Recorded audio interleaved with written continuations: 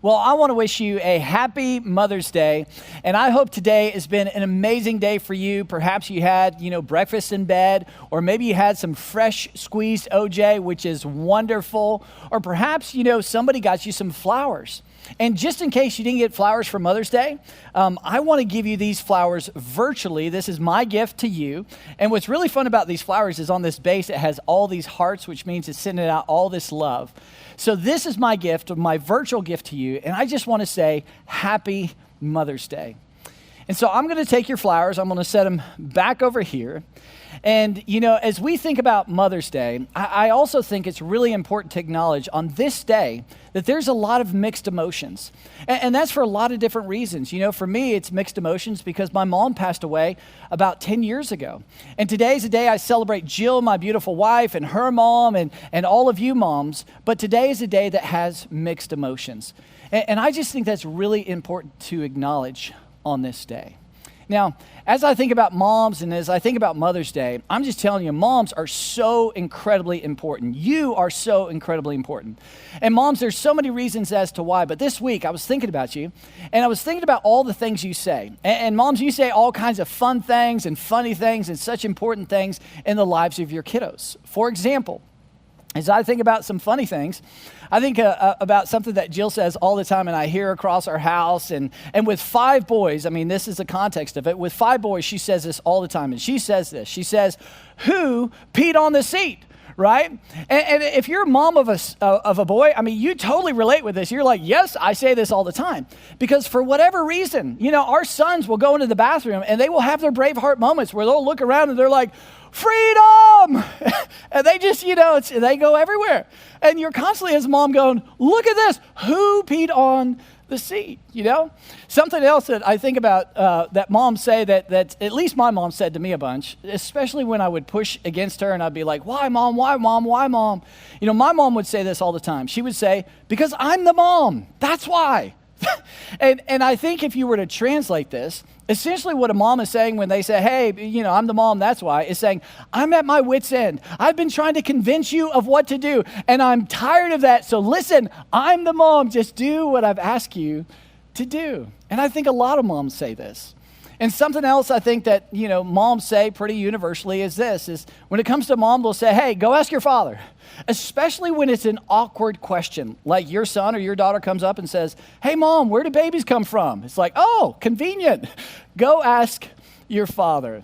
And my point is this, is that moms, you say a lot of fun things and a lot of funny things, but you also say a lot of important things. For example, one of the things you say that's so important in the lives of your kids is this, is that you say, I'll always love you, no matter what. And that's such a big deal because that speaks to the unconditional love to your son, to your daughter. Or something else very important you say is this, is that you say, I would not trade you for anyone in this world. In other words, you have so much value, so much significance. You have so much worth in my eyes. And that communicates to your kids such an important lesson. And something else you say that I love and that's so unique to you as a mom is this, is you say, honey, I'm so sorry. Tell me more. In other words, you bring that emotion out of your kids. You bring the fears or the concerns or the joy, and you help them develop their emotional health as a mom. And that's so unique to your role. And guys, I could go on and on and on. But my point is, moms, you are so incredibly important. And not only do you say important things to your kiddos, but honestly, there's something you say, moms, that's so important to what we're going to be talking about today.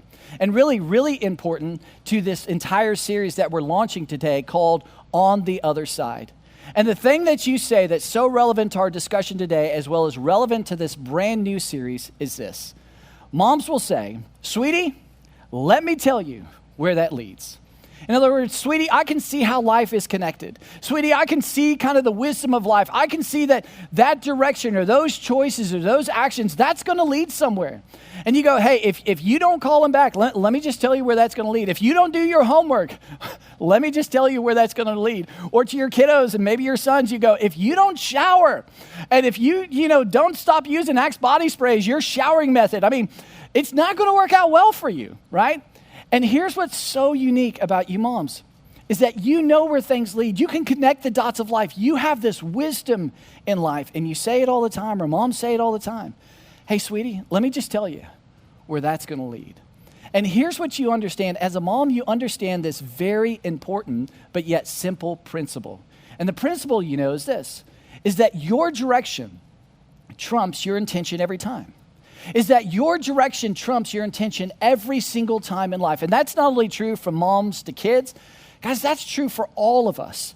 That no matter how much emotion we may have, no matter what our dreams may be, no matter how much desire we may have, at the end of the day, direction trumps intention. Direction trumps intention every single time.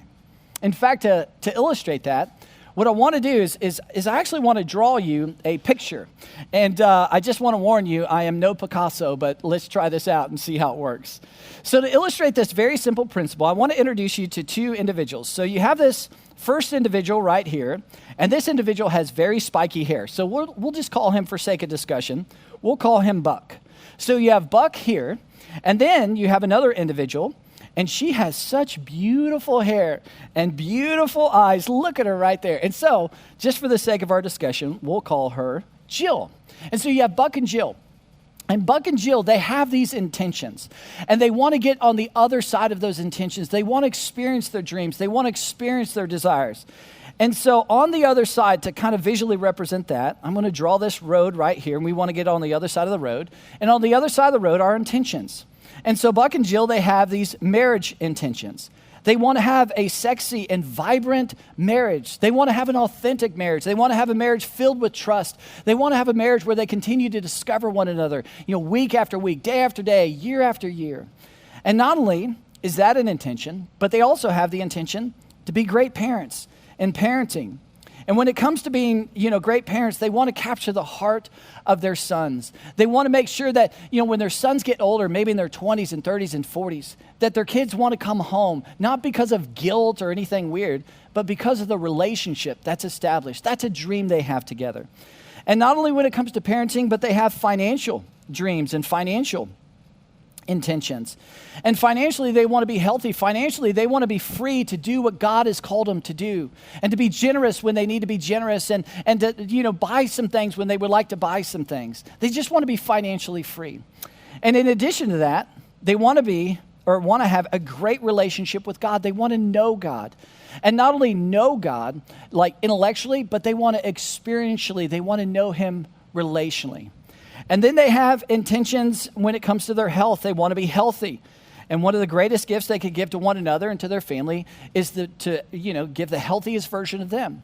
And so, guys, I could go on, and there's a lot of intentions.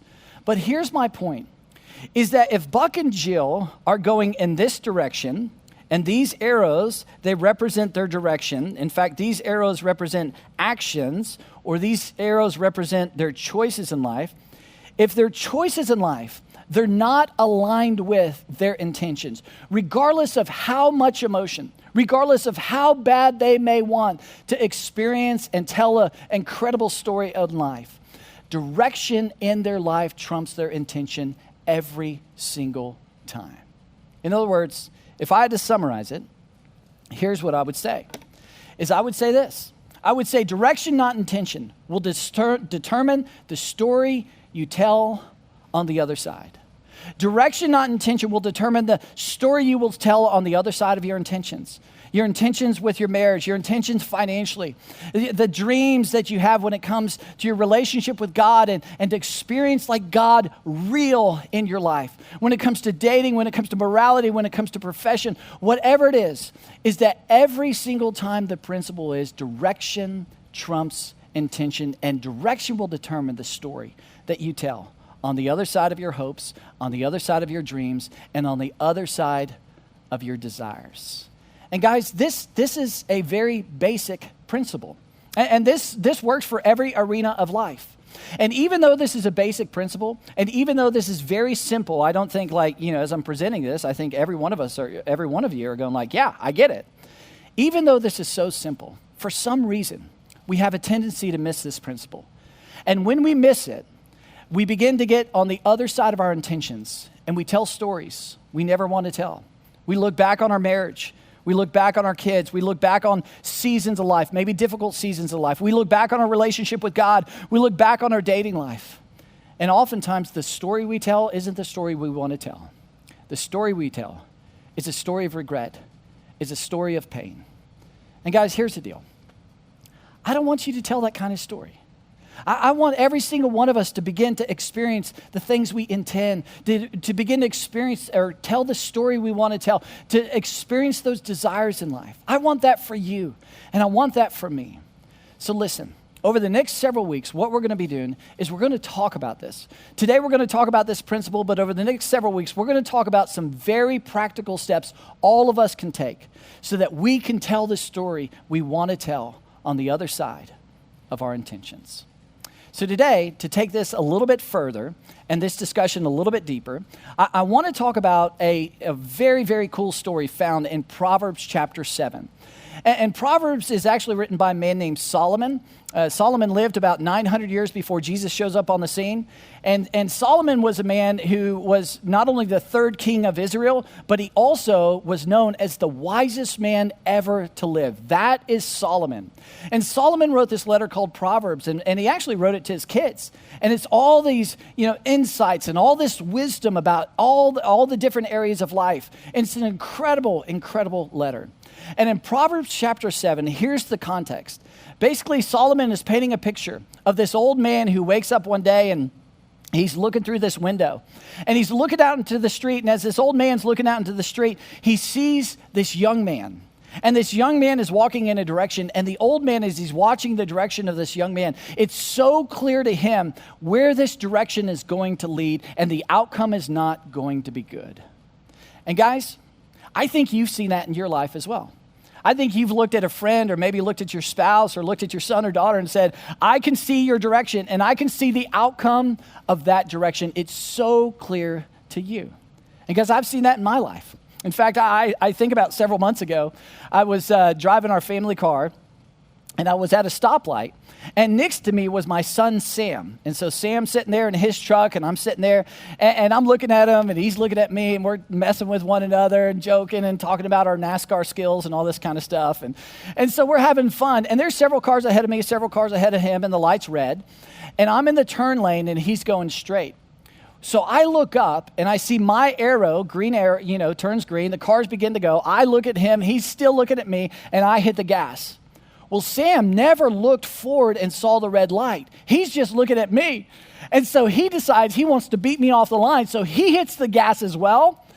And it's like slow motion began to happen. And I look at Sam and I look at the car ahead of him and I look at the red light and I can see exactly what's about to happen. And like in slow-mo, I yell, no! But he didn't hear it. And he hit the gas and he smashed right in to the car in front of him. So I made a U-turn, went back, and we exchanged information, the whole thing. And everybody was okay. The cars were smashed up a little bit. But I share that with you because it was so clear what was about to happen, the direction Sam was going. And that's Solomon's point. And basically, Solomon is painting this picture, and he says there's this old man who's kind of looking out his window, and he sees a young man walking in a direction, and it's so clear where this direction is going to lead.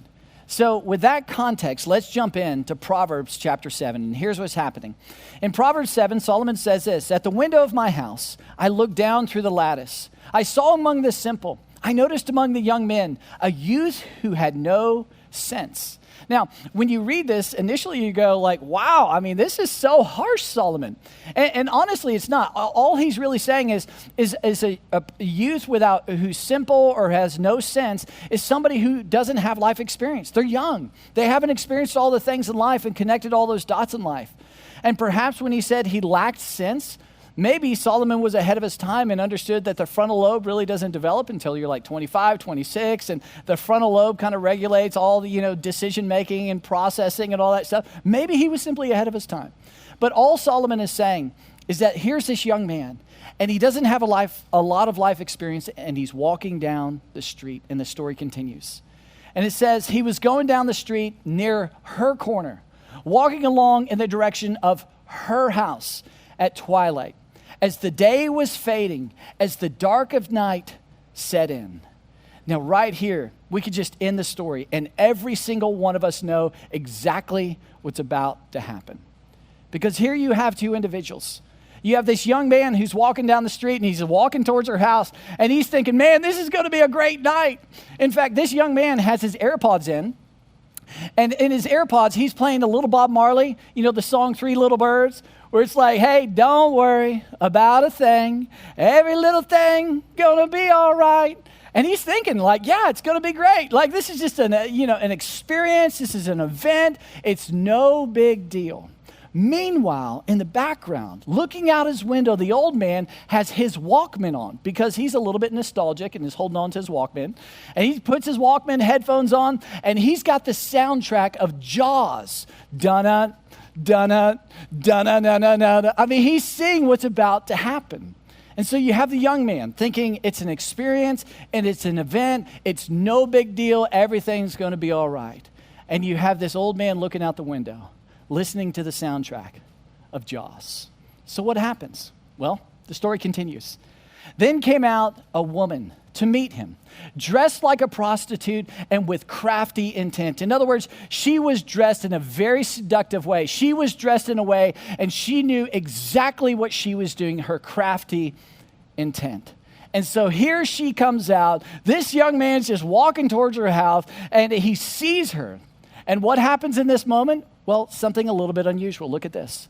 All of a sudden, she says, today I have fulfilled my vows. To which you want to go, what? What does this have to do with the story? This is so unusual. Well, here's what she's saying. She's saying, listen, today I've been to the synagogue and I've made, things right with God. I have emptied my sin bucket and I am ready to fill my sin bucket up with you. That's the context. Now, we hear that and oftentimes we're like, that's just weird. Like that's unusual, but come on, let's just be honest. Isn't that kind of what we do sometimes as well? I mean, regardless if you're Catholic or if you're Protestant, I think you know that we have a form of this. If you're Catholic, you go to the priest and you confess and empty your sin bucket, then the whole next week you fill your sin bucket up, then you go back to the priest. If you're a Protestant, you skip the priest, you go right to the source and you're like, hey, if I confess my sins, he's faithful and just and he's going to forgive me. And so we confess and we empty our sin bucket and then we go fill it all back up. Now, come on, let's just be really honest with this moment. Guys, that is such an insult to God, to somehow think we've come up with a system that we've figured this out, how to empty our sin bucket and just keep filling it up and filling it up. But that's what this woman's thinking. And she comes out dressed in a very seductive way. And she said, hey, my sin bucket is empty and I'm ready to fill it up with you. And so what happens? Well, here's what happens. So I came out to meet you. I looked for you and have found you. It's all about you. And look at this. Then Solomon gives us a little bit of commentary. He says, with persuasive words, she led him astray. She seduced him with her smooth talk. See, guys, what's so interesting is I read this for me. One of the things in my life when I try to move in a good direction, when I try to be faithful, when I try to do the right thing, it always seems like there's a parallel voice with that. There's this little voice in the background that's always just whispering. And that voice wants to pull me in a different direction. For example, I think one of the voices I hear is this. Hey, as long as no one knows, everything will be all right. Hey, Buck, as long as no one knows, hey, everything's just going to be all right. You don't need to tell them. You don't need to bring that up. Just keep that a secret. But it's not a secret. It's a direction. Another voice I hear is this, is do whatever makes you happy. Hey, do whatever makes you happy. And I'm telling you, every time I hear this voice, I think of this thought. I go, happy today or happy later? Because I can do things today that'll make me really happy, but it'll make me very unhappy later.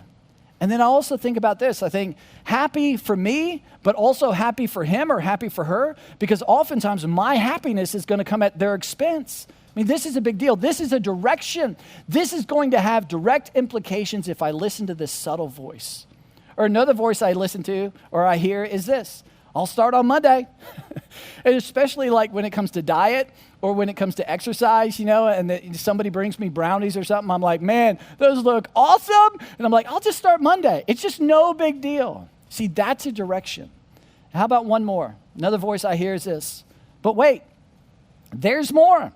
right? And I am such a sucker for these infomercials where I need to buy that Sharknado vacuum thing or whatever that's called, right? I just love those gadgets. Don't buy things I simply do not need. And my point is this, is that when I try to do right, when I try to move in the right direction, because I really want to experience the things, I want to experience, those desires and dreams. When that happens, I'm just telling you, there's this subtle, seductive little voice trying to pull me in the opposite direction. And so here she is, this seductive voice pulling this young man. And what does he do? Well, we know. It continues. All at once, he followed her like an ox going to slaughter, like a deer stepping into a noose, till an arrow pierces his liver, like a bird darting into a snare, little knowing it will cost him his life. Thinking, the young man the whole time is thinking, no big deal. He's got his AirPods in, and he's playing the Bob Marley track, Three Little Birds, everything going to be all right. It's just an experience. Who cares? Everybody's doing it.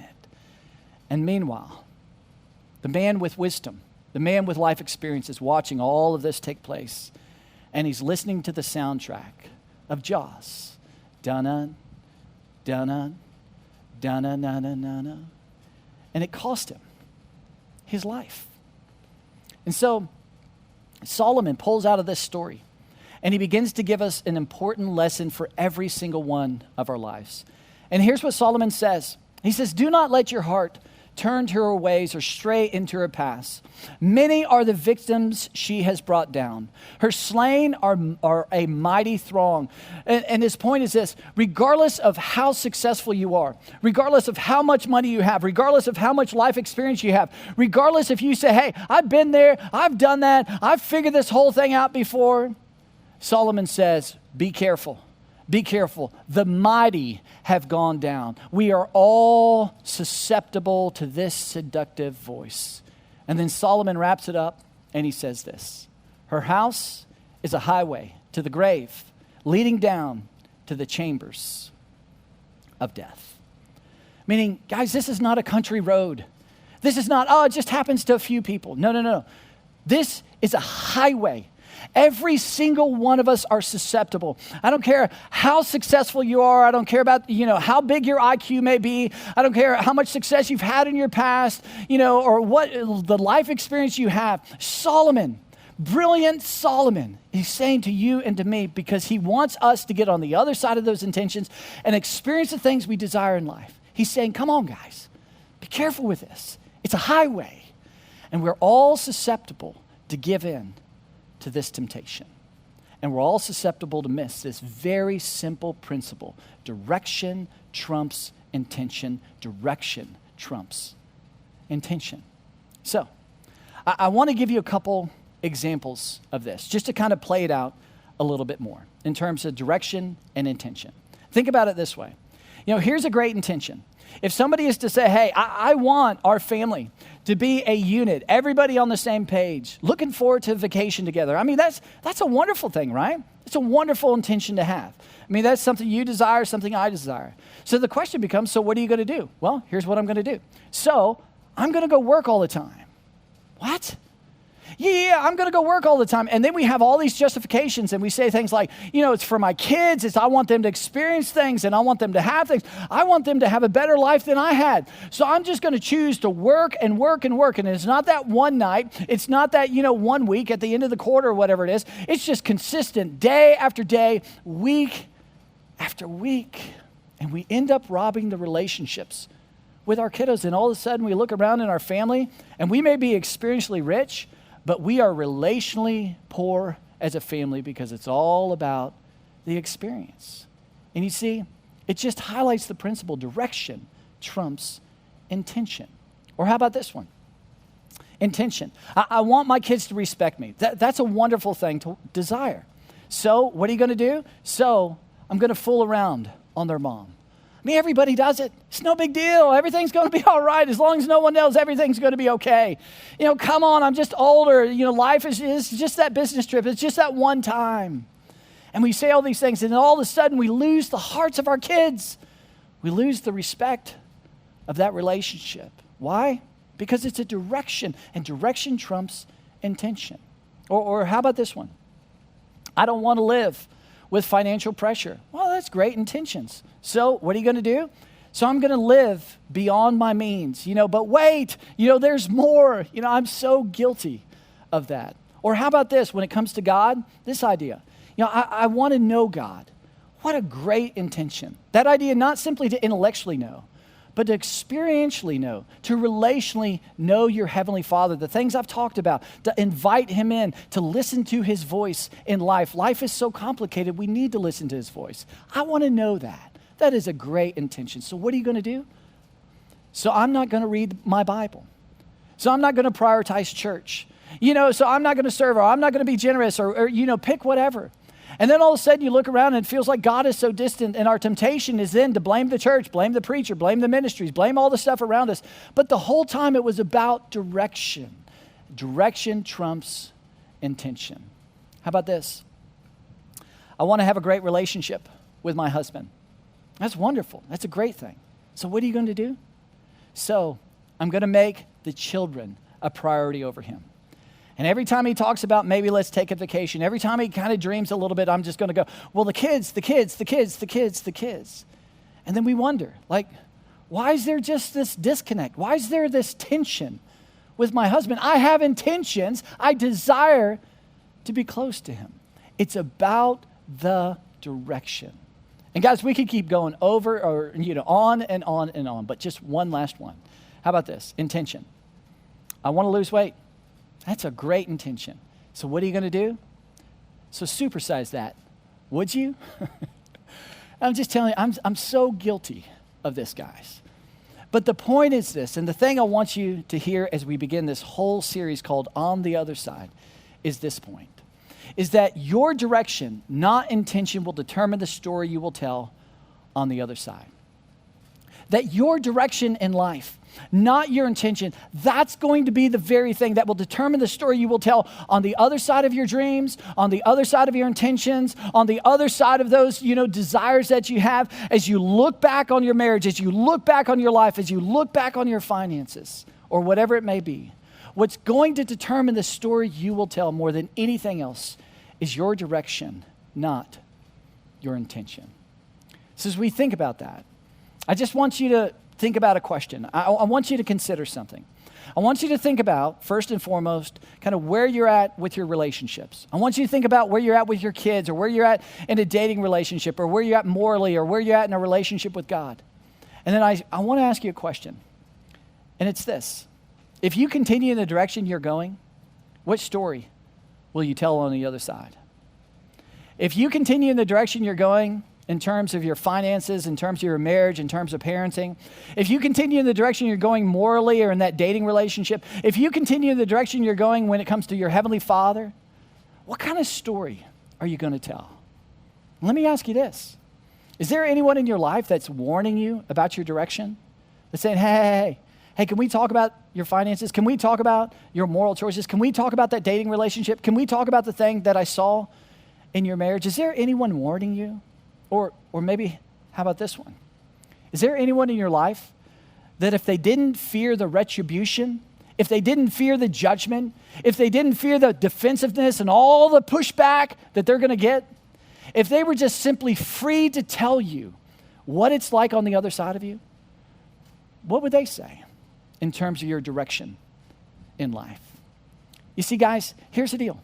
In every single one of our lives, this principle either works for us or against us. And if you have leveraged this principle in your life, you know what I'm talking about. You have seen the benefit of that consistent direction in your life and how it's allowed you to tell the story you so desire to tell. I think every single one of us, when we see that old couple who's been married 50, 60, 70 years, and they're sitting in the restaurant, and they're holding hands, and you can just see their eyes sparkle, and there's such amazing, authentic love between them, we all look at that and we go, oh, man, I so want that. I so desire that.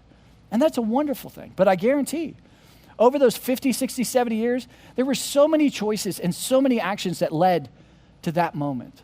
I think we see, financially, a couple or an individual that, gets to a place and they're just doing what God's called them to do. They're making a difference in this world, and they are free financially to follow what God has asked them. And we see the difference it makes and the impact it makes on their life and the impacts it makes on the lives around. And we look at that and we're like, man, that's the story I want to tell. That's a wonderful story. But I guarantee behind the scenes, there was decision after decision, choice after choice. Or if you've watched the movie, Mr. Rogers, you know, when I first heard about the movie Mr. Rogers, I thought to myself, like, that's going to be boring. But then I finally watched the movie. And guys, it was a fantastic movie. And in the life of Mr. Rogers, I mean, he would get up in the morning and he would swim and he would make that decision. He would play the piano, and that was the way he would cope with a lot of things, traumatic things that happened in his life. And then he would write people's names down to remember their stories and remember their names because people were so important to him. And I'm telling you, look at his life. You watch the movie and the story he was able to tell on the other side of all those intentions he had in life. To hear his wife talk about their marriage, it was absolutely amazing. And my point is this principle can work for you or it can work against you. And the good news is this for you and me, is that all of us can start over today. Today, the hope is that wherever you're at, we can all start over. And we can begin to move in a different direction today. So let me ask you one final question. What direction are you going in? What direction in your life are you going in? Because direction trumps intention and will determine the story you will tell on the other side. So guys, over the next several weeks, the thing that we're going to be talking about is this. And we're going to give you some very practical tools for all of us to take steps so that we can get to a place to tell a story that we so desire to tell on the other side of our intentions. Let me pray for us. Father, thank you so much for this moment, for this day, that we can just pause and remind ourselves of something that's so simple, but yet so profound. Father, I pray you open our eyes to the things we need to see and give us the courage to do what we need to do and move in a different direction. In Jesus' name, amen.